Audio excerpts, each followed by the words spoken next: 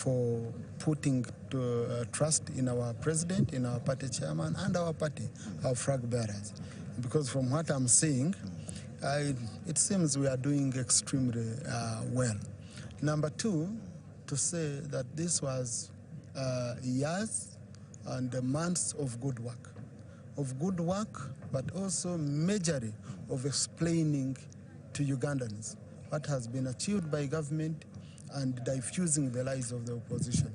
And no one could do this much better than His Excellency the President, who repeatedly focused on a very strong message. Because you know how difficult it is to stand with someone who just says we are protesting, that is a protest vote. Because you see, if it's a contest, you want to weigh someone's manifesto against yours, you respond. But we even had no way of responding to a protest manifesto because the issue was we are protesting. Now, that made His Excellency the President, our candidate, to focus majorly on explaining to Ugandans that whereas these people are protesting and seem not to know what we've achieved as a country, there are gains, very clear gains, that we must protect and consolidate. And then as we look forward to a much better Uganda. So I'm really excited, and I think that was a differentiating factor. Yeah. Honorable, you are an MP and protesting does not build a country. Protesting does not. But giving a clear program, a very clear manifesto, builds a country. When I'm voting against hope. I'm hoping that the leader I'm going to choose will do ABCD. But when the leader I'm choosing is saying, no, we are protesting, then I don't know, even if I had a vote for you as an individual, it becomes totally difficult for me. Your roots are in Parliament as a leader. You have big trees that have fallen again in Parliament. I was asking Honorable Dombo here, and he added his answer, but now you being in Parliament, why would a big party leader be uprooted in the village? Why would a minister, a big person in the country, big in the party, big, get problems to win an election in the village? Do they get too busy in town here because of the assignments in the parties and in Parliament and wherever, and get problems in the village? What really goes wrong? You know, my colleagues who lost are still in pain. I don't want to be seen judging them. It's empathy. Empathy requires that you feel for your colleagues, because we have that spirit of Ubuntu.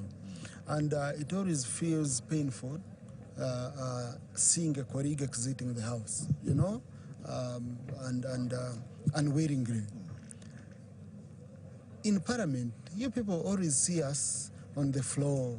The debate is hot, the near exchange of blows and all that. But behind the scenes, we are family. We share meals in the committee.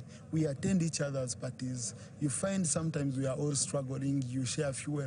So we have that connection as honorable colleagues of Parliament. But unfortunately, when it comes to choosing, we have to go and support our own party because each one is deploying. So I feel for my colleagues who lost, but again, I'm happy for those who came, because even me, when I came, someone was happy for me. And unfortunately, that's the life in politics. We transition like that. So, and in Parliament, I don't want us to have MPs and then MPs. I want everyone matters, because each one has one vote. Each one passed through the same furnace to enter that house. So me, that business of big names, big what, no, whoever lost, you know, it's an MP, and whoever comes in is an MP.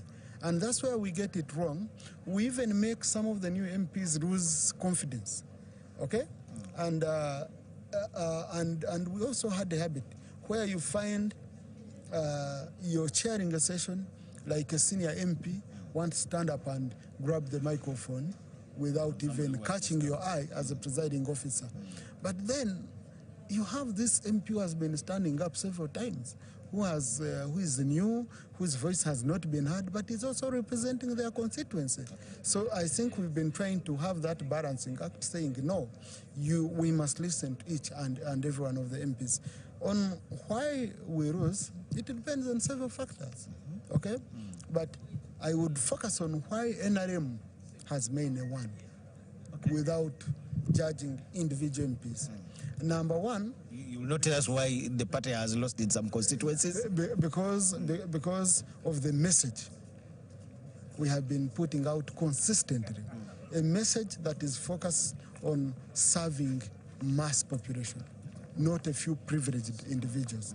A message of hope, and also the structure of the party being able to come in and support these members. And also our presidential candidate. I mean, our presidential candidate, associating with him, is a ticket in many cases. Is a direct ticket to parliament because he's so much loved by the people. So those who were able to do that managed to achieve more. And then why we lost some of the constituencies, yes, you have in areas where we are disconnected. But then you also have some of the constituents, and I want to be as honest as possible, who might not know what they want, but they are very clear on what they don't want. Someone can come and say, I don't want NRM, if you associate with NRM. But when you ask him, what do you want? Okay? He says, for example, he says, I will vote Kyagulanyi. You say, why? Unemployment. He says, so will Kyagulanyi give an employment? He says, when he came here in our area, he said, when we vote him, we shall have jobs. He said, but how will he create jobs? Where will he get the money to facilitate the programs? Someone says, I don't want to know about that. Naendo oza, when chuka, some new opportunities might come. So you have that kind of those kind of, and then we also have opposition members whom you must give their flowers, who have put in a lot of effort. Yes. Yeah, a lot of effort. Allow me to take you to parliament a little, because that's where you... And then maybe I forgot divisions in our party. Like, for example, we lost many seats in Busoga because of the infighting. In fact, to me, the biggest threat to NRM, is not NRM.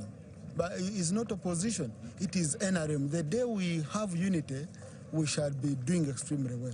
As you can see, the biggest threat to opposition is opposition, because I'm sure Mukuru Kyagulanyi was interested more in the loss of Semuju, in the loss of Mpuga, in the loss of Segona, than even winning the presidency.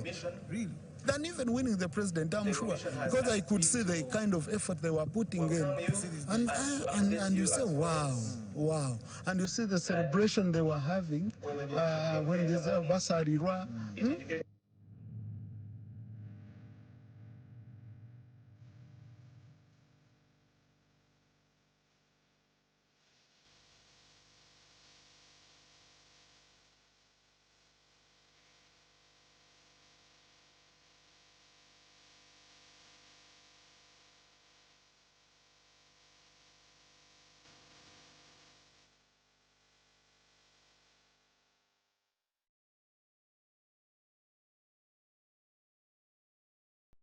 out the element of seniority. Debate without these senior people, you have new entrants. Yes, they are MPs, but new entrants, junior men and women who have just come, some from the district, some from other employment sectors. They are now MPs. You have a serious bill. How do you imagine this to happen? You know, we always strike a balance, by the way. A very good example. Even on the NRM side, there are now so many juniors. Yes, very many juniors. But I can give you examples. Like in Akasha Kenos, we have brought a professor. Okay? We have brought a professor whom I know.